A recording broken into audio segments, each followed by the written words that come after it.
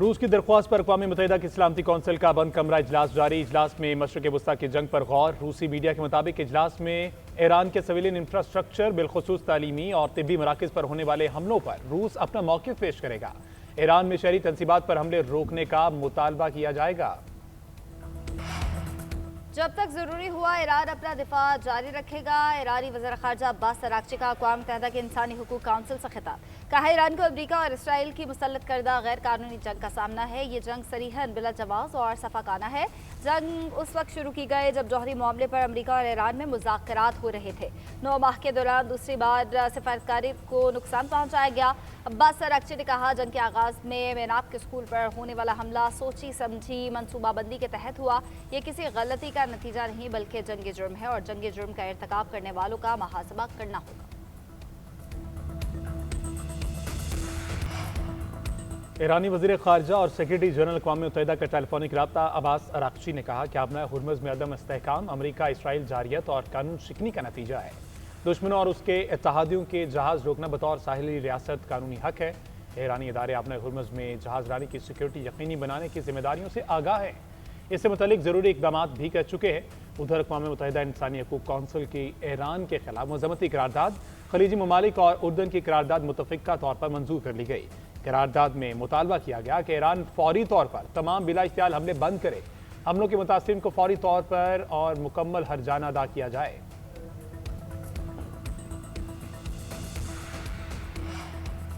ईरानी पासदारान इनकलाब ने आबनाए हुर्मुज़ को एक बार फिर बंद कर दिया। तर्जुमान का कहना है आबनाए हुर्मुज़ बंद है, जो भी जहाज़ गुजरेगा उसको निशाना बनाया जाएगा। पासदारान इनकलाब ने खलीजी ममालिक में अमरीकी अड्डों के करीब शहरियों को इनखला की वार्निंग भी दे दी। पासदारान के मुताबिक जहां भी अमरीकी फौजी होंगे उन्हें निशाना बनाया जाएगा। नुकसान से बचने के लिए अमरीकी अड्डों से दूर रहा जाए। ईरान का एक और तेल बर्दाश्त जहाज़ पर हमला। मीडिया रिपोर्ट्स के मुताबिक जहाज़ बगैर इजाज़त आबनाए हुर्मुज़ अबूर करने की कोशिश कर रहा था, जिसे तबाह कर दिया गया। थाई परचम वाला कार्गो जहाज़ मावरी नारी भी ईरान के हमले के बाद आबनाए हुर्मुज़ में रन ग्राउंड हो गया। हमले के बाद जहाज़ के 3 अमले के अराकीन लापता हैं। ईरानी मीडिया के मुताबिक जहाज़ कुशम जजीरे के गाँव रामचा के करीब फंस गया। हमले ने जहाज़ को छोड़ दिया।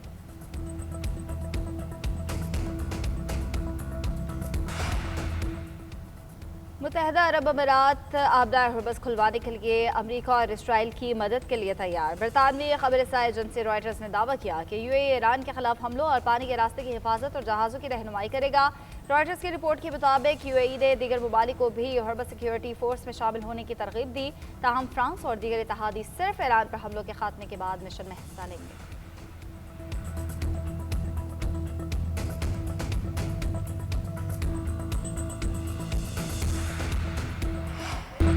अमरीकी सदर डोनाल्ड ट्रंप का ईरानी तवानाई तनसीबात पर हमले मजीद 10 दिन के लिए रोकने का ऐलान। कहते हैं ईरान की दरख्वास्त पर तवानाई तनसीबात पर हमले 6 अप्रैल तक मुलतवी किए।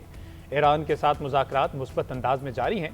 काबीना इजलास से खिताब करते हुए ट्रंप का कहना था ईरान अब डील के लिए भीख मांग रहा है।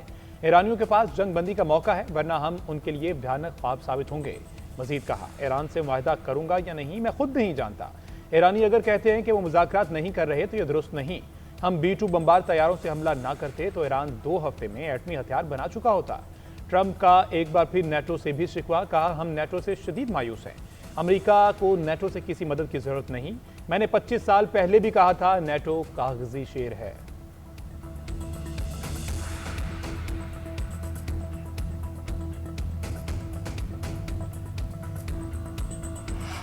बेहतरीन और मौसर सिफारतकारी से पाकिस्तान आलमी अमन का जामिन बन गया। अमन इस्तेहकाम के लिए सियासी और मिलिट्री डिप्लोमेसी का लोहा मनवा लिया। अमरीकी एलची विटकोफ ने बतौर सालिस पाकिस्तान के अहम किरदार पर मोहर जब्त की। स्टीव विटकोफ ने कहा कि अब मुआहदे के फ्रेमवर्क के लिए 15 नुकाती एक्शन लिस्ट पाकिस्तान के जरिए ईरान तक पहुँचाई गई। पाकिस्तान ईरान और अमरीका के दरमियान बतौर सालिस अहम किरदार अदा कर रहा है।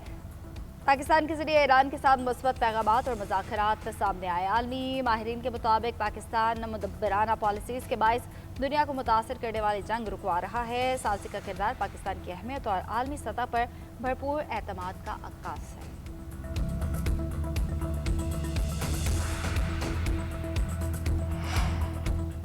वज़ीर-ए-आज़म और कुवैत के वली अहद के दरमियान टेलीफोनिक राब्ता, पाकिस्तान की जानिब से कुवैत पर हमलों की मजम्मत, कुवैती हुकूमती और अवाम के साथ यकजहती और हिमायत का इजहार। वज़ीर-ए-आज़म ने जंगबंदी के लिए पाकिस्तान की सफारती कोशिशें उजागर की। वली अहद ने वज़ीर-ए-आज़म की क़यादत को सराहा, सालिसी की कोशिशों की हिमायत की। हालात बेहतर होते ही पाकिस्तान का दौरा करने की ख्वाहिश का इजहार। वज़ीर-ए-आज़म ने वली अहद का शुक्रिया अदा किया। कहा, पाकिस्तान खित्ते में अमन और इस्तेहकाम के फ़रोग के लिए अपना तामीरी किरदार जारी रखेगा। ईरान ने अमेरिका को तवानाई तंसीबात पर हमले रोकने का नहीं कहा। ईरानी सीनियर अहदेदार की बरतानवी खबरसा एजेंसी से गुफ्तगू। अहदेदार ने बताया कि हमने 15 नुकाती मंसूबे का जवाब दे दिया है, अब अमेरिका के जवाब का इंतजार है। सिफारतकारी का दरवाज़ा बंद नहीं किया, अभी भी खुला है। ईरान ने पाकिस्तान के जरिए पहुंचाई गई अमरीकी तजावीज़ का जायजा लिया है। हम समझते हैं कि अमरीकी तजावीज़ यकतरफा और गैर मुनासिब है। वाशिंगटन हकीकत पसंदी का मुजाहरा करे तो आगे बढ़ने का रास्ता निकल सकता है। मुज़ाकरात में पेशरफ़्त के साथ अमरीका और इसराइल के हमले भी जारी। तेहरान, क़ुम और सूबा अज़रबैजान में हमले। क़ुम में 3 रिहायशी इमारतों को निशाना बनाया गया, 6 अफराद शहीद।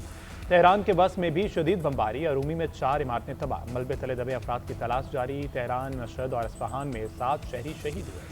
तेहरान में पाकिस्तानी सिफारत खाने के तरफ बमबारी, पाकिस्तानी हमला महफूज रहा। इसराइली फ़ौज का गुज़िश्ता रोज़ ईरान पर 20 हमलों का दावा। कहा, मगरबी ईरान में लॉन्च साइट्स तबाह कर दी, 70 बॉम्ब गिराए गए, फौजी एहलकारों को भी शहीद किया गया। इसराइली वज़ीर दिफा का ईरानी पासदारान इनकलाब के नेवी कमांडर अली रजा को कत्ल करने का दावा।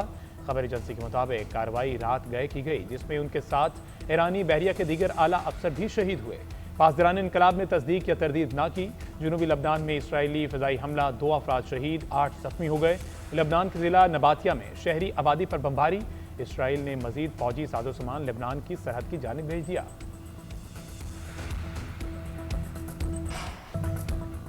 ईरान की इसराइल पर मिसाइल हमलों की 83वीं लहर। क्लस्टर मिसाइल से तल अवीव के कई इलाकों में नुकसान। हिफा में बहरी और ईंधन की तंसीबात को हदफ बनाया गया। मल्टी वॉर हेड हथियारों से अशदोद में ऑयल स्टोरेज टैंक और डिपो पर हमले। ईरानी फौज के कमांडर ने अमेरिका को ज़मीनी कार्रवाई से खबरदार कर दिया। कहा, ज़मीनी कार्रवाई अमेरिका के लिए ज़्यादा खतरनाक हो सकती है। दिफाई महाज पर साबित कदम है, दुश्मन को नाकाम बनाएंगे। सऊदी अरब ने मशरकी सूबे में 2 ड्रोन्स मार गिराए। कुवैत में अली उल सालम, अल देरी और अमारात में अल जफरा बेस और बहरीन में शेख ईसा बेस को निशाना बनाया गया। जनूबी लबनान में इसराइली टैंक पर हमला, झड़पों में 2 इसराइली फौजी हलाक। हिजबुल्लाह के मुताबिक अब तक 55 टैंक्स को निशाना बनाया गया।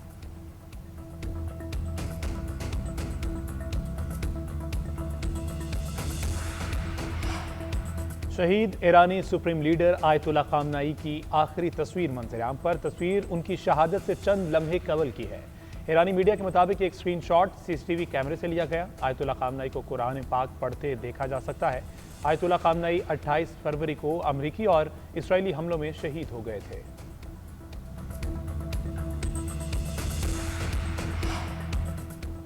इसराइल और अमेरिका के दरमियान 15 नुकाती मंसूबे पर इख्तलाफात। बरतानवी मीडिया के मुताबिक इसराइल और ट्रंप इंतजामिया के दरमियान 3 नुकात पर इख्तलाफात हैं। ये इख्तलाफात ईरानी मिसाइल प्रोग्राम के मुस्तकबिल और यूरेनियम मुंतकली से मुतालिक है। ईरान पर पाबंदियों में नरमी के मामले पर भी इख्तलाफ है।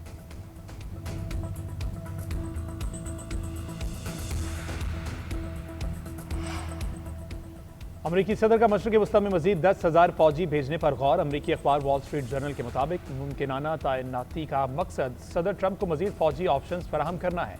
वो तेहरान के साथ मुज़ाकरात को भी अहमियत दे रहे हैं। फोर्स में मुमकिन तौर पर इन्फेंट्री और बख्तरबंद गाड़ियाँ शामिल होंगी। ये फौजी उन 5,000 अमरीकी मरीन्स के अलावा होंगे जो पहले ही खित्ते के मुख्तलिफ ममालिक में तैनात हैं। वाज़ेह नहीं कि नए आने वाले फौजियों को कहाँ तैनात किया जाएगा।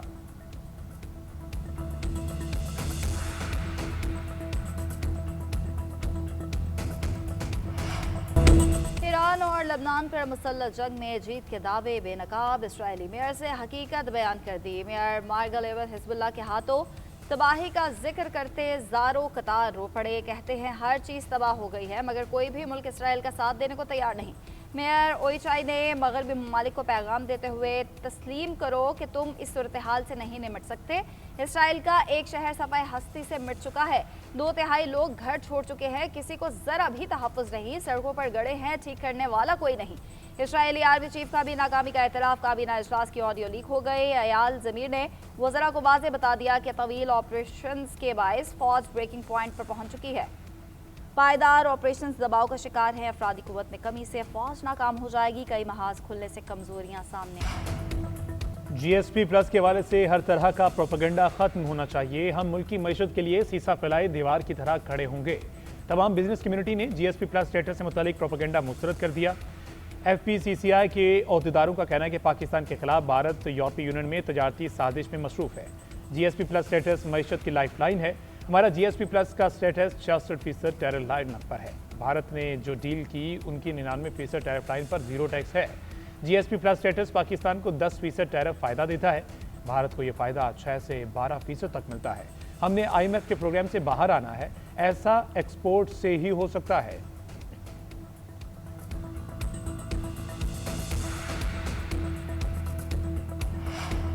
GSP प्लस से मुतालिक बानी PTI के बेटे के बयान की मुसब्बत। सीनियर वजीर सिंध शर्जील मेमन का कहना है GSP प्लस के खिलाफ बयानबाजी कौमी मुफाद के खिलाफ खतरनाक साजिश है।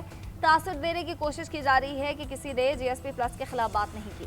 PTI का मसला झूठ बोलना और उसको ढिठाई के साथ मुसलसल हराते रहना है। वहाँ भारत नवाज लोग भी थे मगर उन्होंने बानी के अहले खाना जैसी गुफ्तगू नहीं की।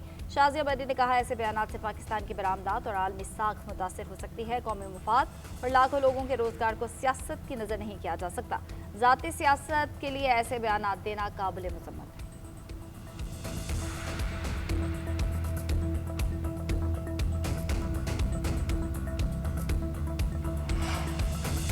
वफाकी वज़ीर दाखिला मोहसिन नकवी की डिप्लोमेटिक एनक्लेव में चीनी सफारतखाने आमद चीनी सफीर जांग डोंग ने इस्तकबाल किया। इंसदाद दहशतगर्दी, सिक्योरिटी ताउन, पुलिस एक्सचेंज प्रोग्राम समेत दीगर अहम अमूर पर तबादला ख्याल।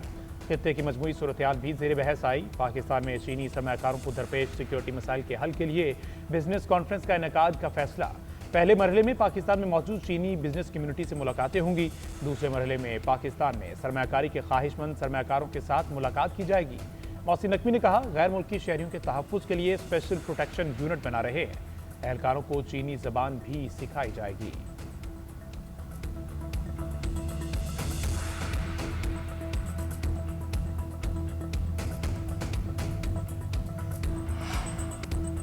मोदी सरकार के ऑनलाइन सेंसरशिप कानून का बेदरग इस्तेमाल। भारतीय वज़ारत दाखिला ने एक साल में 1 लाख से ज़ायद हुकूमत मुखालिफ पोस्टें हटवा दी।